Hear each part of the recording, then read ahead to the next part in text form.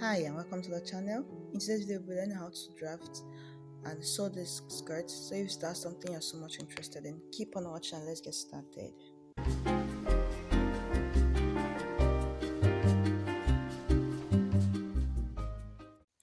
So the first thing I did was that I folded the material I have into 4 places for the front and the back. I'm cutting both of them together. So the one on top is the front and the one below it is for the back. As you can see, I have an extension of the zipper allowance. I folded according to my hip measurement plus my sewing allowance, 1.5. So I'm marking half an inch from my starting point. That'll be for my waistline. Then on the front part of it, I marked my waist, my circumference divided by 4. And I minused 1.5 for my band and marked my skirt length. So I'm just going to connect the line, as you can see me do.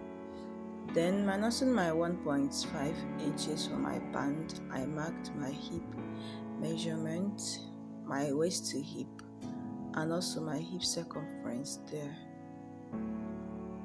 Then added 1.5 for my hemming allowance. Then I measured it out and the total is around 10.5. I placed it at the length of my skirt. Then from there I came in by 1.5. You can as well come in by 1 inch. I would advise you come in by 1 inch because after I finished this, the outcome wasn't it was too tight. So for it to be free for you, go in by 1 inch, or you can still mark it a straight skirt like that. If you don't want it pencil, leave it like that, straight. So the next thing I did was to cut it out, and also I had to cut through my zipper allowance. Then for the back I measured 4 inches, and at the other parts I measured 8 inches. In those places I made a running stitch with my needle, and I'm going to press open it. Then I marked 1.5. That's the allowance I added for my hem. So just watch what I'm doing and you will understand. This is for the pleats at that part. I have 15 inches here. If you have more than that, you can as well use it for fuller outcome. Then from there I minused my 1.5, remember. Then I marked 5.5 inches. That's where I want my pleat to start. I marked my hip line, and also I marked 4 inches down there. That's where I want the pleat to stop. So from the 5.5 and to the 4 inches, I think that's 12 inches. Then that 12 inches differs depending on what you want. So make sure you hem that place, that side. And as I'm placing it on I assumed it's being hemmed. I use affix pin to hold it down. I'm going to pin it all the way to that last line. I'm going to do it with a pin. Just going to pleat it, as you can see me do. Just have enough material for this if you can, but if you can't, manage the one you have. Then after that I marked 1.5 also at the other end, because that's how I'm going to sew it down. Then for that effect, I had to print this with my hands, as you can see me doing. I had to hold the other part down. I used affix pin to hold it down so it doesn't come out wrongly at the end of the day. So I had to pin through, as you can see me doing. I had to pin it down and also keep on printing it for a fuller effect. So like I said earlier, if you have enough material, enough fabric for this printing, you can do that. So after I was done there, I had to bring it closer for you to see. I'm trying to arrange this well, but don't bother doing this. You can use iron, because after I finished I had to use iron to hold it down.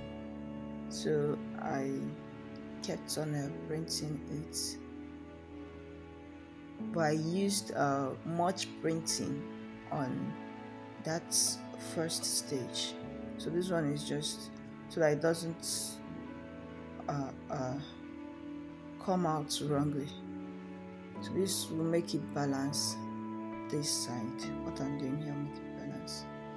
So when I was done doing that, I found out I pinned it at the line. So what I did was that I adjusted it so I don't sew on it when joining the front to the back pattern.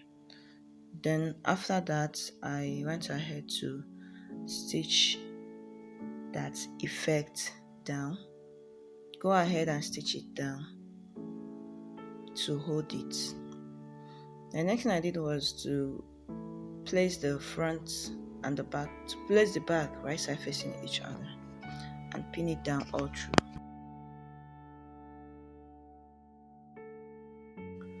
After pinning down, what you have to do next is to mark your sewing allowance. Mark your sewing allowance all through. Mine was 1.5. That's what I added as my sewing allowance. So you mark it all through. It will serve as a guideline for the joining. That's where you will join the skirt. Please, if you are yet to subscribe, click the subscription button and give me a thumbs up. Also share my videos with your friends. Then after that, I went ahead to sew it, and this is the outcome.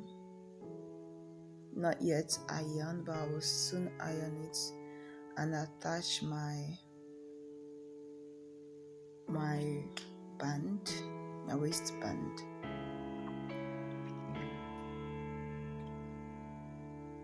So I'm just going to go ahead I'm just arranging it for you to see. I had to open that zipper allowance I made with a running stitch. I had to open it to that 8 inches I marked then. Yes, for me to attach my waistband. You cannot attach your waistband without opening it. I used a gum stay on it to make it strong and firm. I measured it out 2 inches. I'm trying to trim it off, trim the excesses off. Then I used pin to pin down the waist.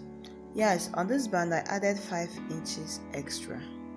5 inches extra to my waist, my actual waist measurement. My waist measurement is 28.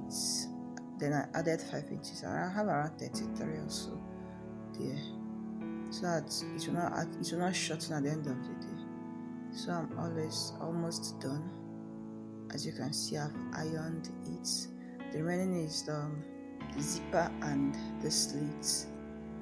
Another that 4 inches I went up with at the skirt hem. So I'm going to cut through. Because I used my hand needle, I had to measure it out so that because I did not double stitch actually there. I used a running stitch. When I used the back stitching, it would not have resulted to this way. So what I did here was to fasten this so it does not loose at the end of the day. And we're almost done. So the other thing I did was that 1 inch I added for my hem. You